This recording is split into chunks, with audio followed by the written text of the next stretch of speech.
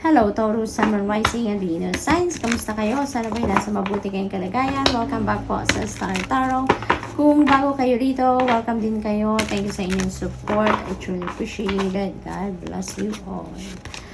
Paunang mensahe ni Taurus ay regeneration. So, this is rebirth. So, ibig sabihin dito, may transformation na mangyayari dito sa buhay ninyo. And this change is going to bring you, a positive change, no? Yung pagbabagong ito ay positibo magiging epekto sa buhay ninyo. Kaya mabibigyan kayo dito ng bagong pagkakataon para ayusin, i-reshape ninyo ang buhay ninyo, gumagawin ninyo yung mga adjustments na necessary para sa ikakabuti ng inyong sitwasyon. So, what else? We have poised. Ayan. So, napakaganda. You are ready. You know what you're going to do next. So, parang dito, maaaring yung change na to ay maaaring gustong-gusto ninyo nang mangyari ito.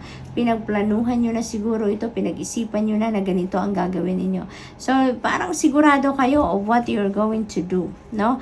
Para magkaroon kayo ng positibong pagbabago sa kung anumang parte ng buhay ninyo ito. You are ready. You're ready for it. You're ready to execute kung ano man yung plinano ninyo dito. So, what else? We have number 6, not for you. For others of you, maaring may mga pinagkakaabalahan kayo dito, sinisikap ninyong gawin, pero parang siguro hindi nagka-come to fruition. Parang siguro hindi nagmamaterialize ang plano ninyo or kung ano man ang ginagawa ninyo dito. So, maaring hindi nangyayari, no? Despite of your efforts, parang wala, Parang hindi nangyayari kung ano man ang gusto ninyong mangyari or kung ano man ang ine-expect ninyo. But simply because it's not for you. Hindi ba? Otherwise, kung yan ay meant para sa'yo, if that is meant to happen at that time, if that's really for your highest good, mangyayari at mangyayari yan. No? But always remember also, Taurus, that everything happens in divine order and timing. Diba? So, kung ito na hindi yan para sa'yo, it's either talagang hindi yan para sa'yo at all, or maybe off timing lang. Maaring para sa'yo din yan, pero hindi lang sa tamang panahon. Hindi pa yan nangyayari sa ngayon because hindi pa tama sa panahon. So, maaring ganun din ang ganap dyan. Kaya, just continue to listen to your intuition. Just continue to listen to what your intuition is telling you because that is divine guidance. Mararamdaman ninyo kung ang isang bagay ay talagang para sa iyo. Okay? So, just be patient and also humingi kayo ng gabay, no? Humingi kayo ng guidance para malaman ninyo kung ano na ang dapat ninyong pagtuunan ng pansin, ano ang dapat ninyong gawin, no? So, what else? Happiness. Napakaganda. There are going to be a lot of reasons dito para maging masaya kayo.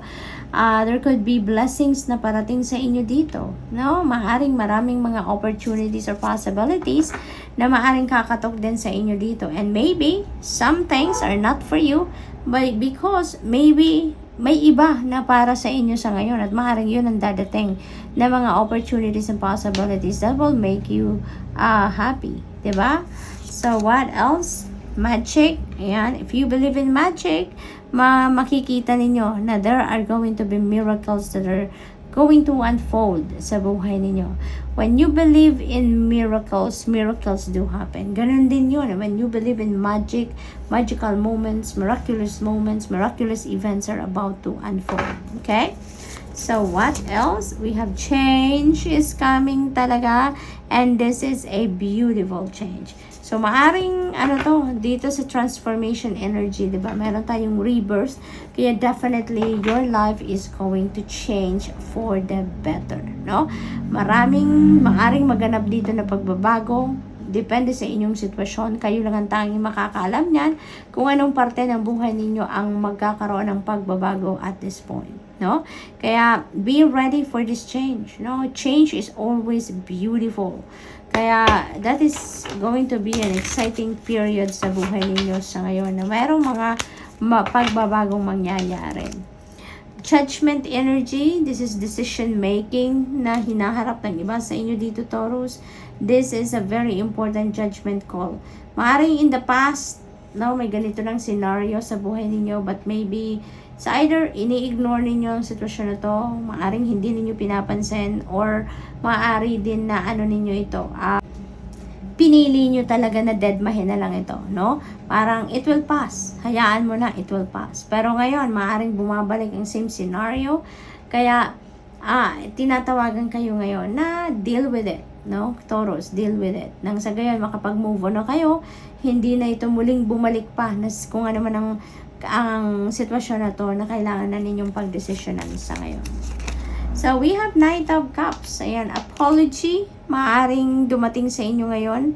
Maaring may mga taong nakasakit ng inyong damdamin in the past. Maaring may mga taong nakagawa ng hindi maganda sa inyo in the past. At ngayon, maaring magsosorry na sila sa iyo. Maaring maglalakas ng loob na sila para humingi ng iyong kapatawaran around this time, Taurus, no? So, this could be also an offer of love, no? Taurus, maaaring ang iba sa inyo dito, if you're single and if you're looking for love, maaaring meron ditong mag-ano sa inyo, offer ng pag-ibig, maaaring meron ditong magpo-propose, maaaring meron ditong magpapahayag ng kanyang pag-ibig sa iyo, pagmamahal, romantic interest sa iyo, maaaring ganon. For others of you, maaring someone will ask you out on a date, no, Taurus?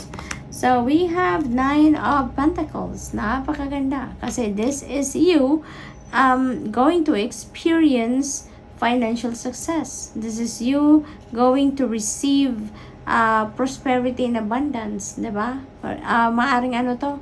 Financial comfort dito ang mararamdaman ninyo. You're going to savor your hard work, ang bunga ng inyong pinagsisikap, pinagtrabahuan. Diba? Maaring ito na yun, parating na. Or maybe, ini-experience na nga ng iba sa inyo dito ang tagumpay pagdating naman dito sa larangan ng pangkaperahan ninyong aspeto. So, pinaghirapan nyo na yan, entitled kayo dyan, you work hard for it, kaya i-savor ninyo yung ano na yan, yung financial comfort na yan, no? So, good luck, Taurus! And that's all I have for you for the week. Thank you for watching. Love and light. Namaste.